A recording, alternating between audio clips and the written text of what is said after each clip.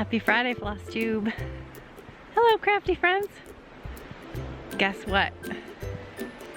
Let me turn you around.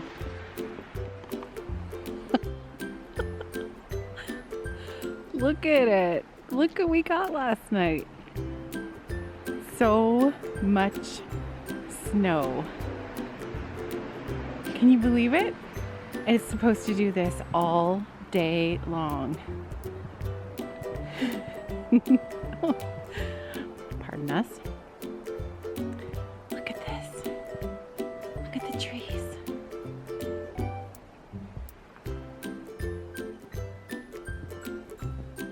What do you think, Luna? What do you think? Come on, this way. Come on.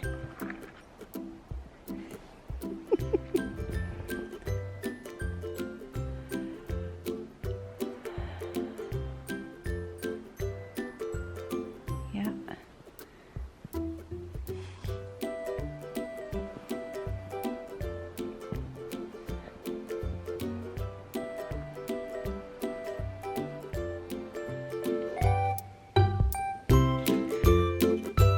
Isn't that something? It is just spectacular outside. It's amazing. We've had so much snow, and it's continuing on and off snow squalls today, lake effect snow. So it's been really nice, really nice. Okay, so hello, welcome. My name's Caroline. Welcome back, Daily Crafty Chat. I'm recording here in London, Ontario, Canada, and today is Friday, January the 29th. Happy Saturday for those of you who are in a time zone ahead of me or watching tomorrow on your weekend. Good to see you guys. Okay, so I asked and received some funny crafting stories. So that is going to be the focus of my coffee break chat time with you today. Oh, my mug. I should tell you about my mug first. This was a gift from my friend Crafty Kim. She is also here in Ontario, Canada, and we've become quite good friends over the last few years. You can check out her channel, Crafty Kim, on YouTube, and she gifted this to me for Christmas a few years back. Always a favorite. Always a favorite mug. So a couple of days ago, thought it might be a little bit fun to have you guys send me in some funny crafting stories, and we'll have a little contest. And so I talked about the basics of the rules of the contest, but I didn't mention how long we'd go for. So how about a couple of weeks? In a couple of weeks, I'll gather everything together, and then I'll sit the family down and read them with them, and have some fun with them and have them judge. So the other day when I was recording in the car, I told you a story of mine and an Afghan that had lost some stitches along the way. And I said that I hadn't received any stories yet from you. Well, let me tell you, that changed. And I now have a whole pile of stories to read to you. So, and it's really fun. So what I've done is I have forwarded everything. So I should have them to read to you on my phone. Oh, and before I get into the new stories, just to finish up with Candace's story. I had mentioned Candace started the whole thing when she sent me a story, a funny story about purchasing a cone of 310 DMC floss, and her cone is named Threaderick. And she sent me a photo of Threaderick, and so I'll pop that photo in here.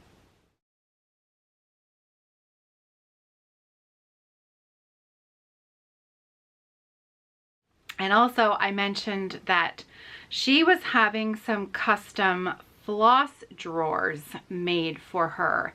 They were delivered on Wednesday, and she sent me some photos of them. Wow. Wow. I mean, like the floss storage of your dreams. So let me just tell you, what did she say here? The dividers are removable. The center channel is wider for my sheep bobbins. Her bobbins come from an Etsy store called Pip and Chip. And actually, I think Monica may have sent me a needle minder from Pip and Chip. I think I'm going to have to check them out.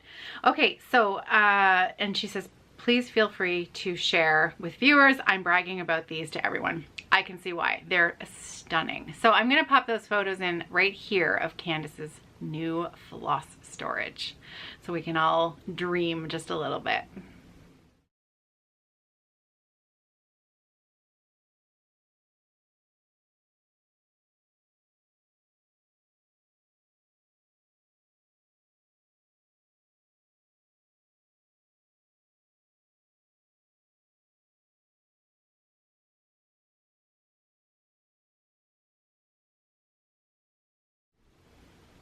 Pretty nice, right?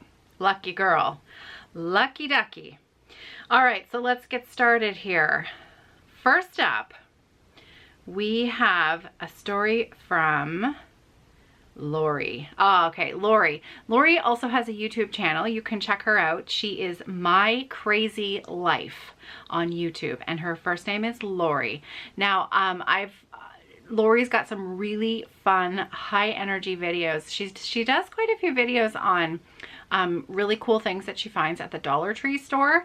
So really fun. And she has a black cat. And Lori, I can't remember the name of your cat, but he always features, I'm assuming it's a he, maybe it's a she. The last video of yours that I just watched, your cat's tail was in, just walking by it's so sweet. I love that. So again, that's Lori, My Crazy Life on YouTube. My editing time is slim this morning, so if I forget to put the YouTube channels that I've mentioned in the drop-down box below, I'll try to say the names a couple of times here. Okay, so here's Lori's story. She says, "Good afternoon, Caroline. Here is my funny to me story. Several years ago, when I learned to knit, I decided on a hat. I was so excited to have this hat and could not wait to wear it. It took me about a month to complete, and I talked it up to all my friends and family that I was creating the best hat ever." I think we've all been there, right? We've all done that. Like, look what I'm making. Can you believe how amazing this is? When the day came that I was ready to bind off, saying I was giddy would be an understatement, until I put it on my head and the brim touched my shoulders. Needless to say, it was a bit large and ended up being the best fan cover a girl could ask for. That's pretty good. I mean, I've never been one to check my gauge, much to the chagrin of other knitters in my social knitting circle. But I usually make things that it doesn't really matter. Whereas a hat, gloves, socks, things that need to fit, I've often said if it doesn't fit me, it'll fit someone else. But when the brim touches your shoulders, I'm not sure that there's much hope that's gonna fit somebody else. So good story, Lori. Thank you. Okay, next up today we have a story from Gertie in the Netherlands. So, and I think we can all relate to Gertie's story. Okay, so here we go. Hello, Caroline. Maybe a funny story. November 2020, okay, so only a few months ago, I make a restart stitching after 20 years.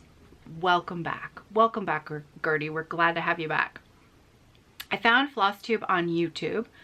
Thought, what a rabbit hole I stepped in. There is so much that's new. Project bags, floss rings, silks, overdye flosses, needle minders, Etsy. I thought, they are crazy. With joy, I watched Flossmas every day and the whip parades. Again, I thought, they're crazy. So many whips. Why? I'm never going to do that. But here I am. In the meantime, I have 4 finishes and 6 whips. Whips is a work in progress in case you're brand new to the stitching cross-stitch lingo. We have lots of acronyms, and WIP, W-I-P, stands for work in progress. Having project bags, fabric in my stash, needle minders, Missus Sedas silks, and I want some floss rings. I have to laugh telling you this. Hope you like it. Best wishes from me from the Netherlands, Gertie. I just think, isn't that just so much like all of us? I was thinking about pottery this morning. just a little side note here. I was thinking about my mug from John Valentine and Charlie Waters. My Luna mug, it has my dog painted on it. It's gorgeous. It's like one of my favorite things ever that I have in my possession. I love it. And so I was thinking about my mug, and I was thinking I have some other pottery from John. He is a prairie potter, prairiepotter.com. And his pottery is just beautiful, and Charlie's artwork is stunning. So I was thinking about my pottery from them, and then I started thinking, you know, gosh, I've always thought I would love to learn how to you know, make pottery. I would love to take pottery classes. And then I thought, you're crazy, because I know myself. Crafter, know thyself. When I go in on a new craft, I am all in. I am all in. So if I take pottery lessons, I'm gonna want to buy a kiln. I'm gonna want to do all that. I can't afford that. I can't buy. So instead, I have chosen that pottery is one craft that I am going to support the arts and crafts, and I am going to support other potters in their craft, and I'm just going to purchase my pottery instead of learning how to do it myself, because every I'd say a couple times a year it crosses my mind that I'd really love to take pottery lessons. So Gertie, I think we are kindred spirits. I loved your story. I thought we can all relate to your story. It was really good. Okay, next up I have a story from Colette. Okay, so Colette writes to me, "Hi Caroline, maybe 12 to 15 years ago I was knitting a baby shawl in a lacy pattern with 210 stitches on the needle. I noticed that the yarn supply was getting low. Thinking I was so smart, I started knitting faster. My husband happened to walk by and asked, 'Why are you knitting so fast?' I'm laughing because I have done this exact same thing, and this is so funny.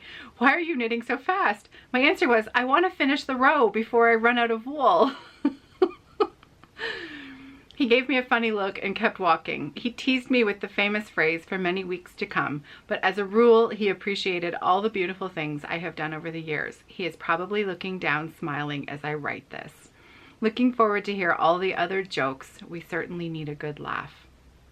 Stitchingly, Colette." Colette, that really, I felt that one, because it's such a funny, weird feeling, isn't it? If I knit faster, then I won't run out as fast, but it's ridiculous. But it's such an instinctive, weird feeling. That's really funny. That's really funny that your husband said that. Thank you for sending me that.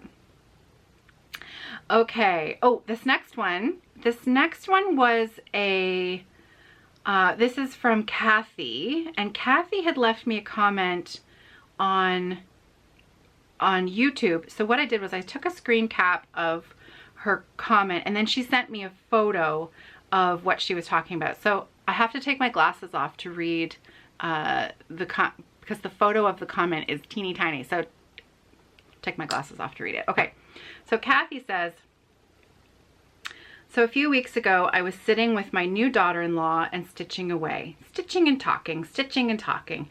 Basically, I was showing off because she kept telling me how cool it was that I could cross-stitch. I was totally soaking up the attention that my son's new wife was giving me." Pretty good feeling, right? "After an afternoon of enjoying her company and feeling like a champ, I looked down and I had stitched an entire house with no doors or windows." She says, "Yes, I'm a goofball." Okay, so Kathy sent me a photo of her stitched house with no doors or windows. So if you look up now, I'll pop the photo in right here.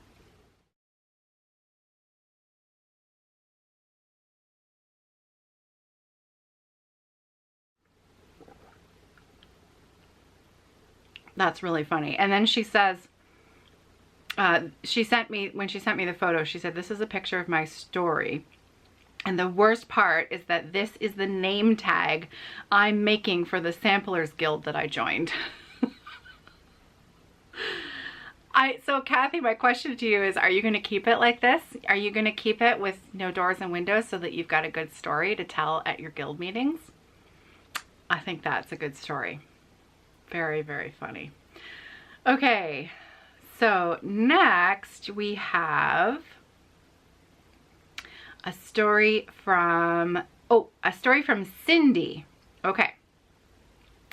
So Cindy says, I thought I would share my first experience with any kind of a needle in my hand.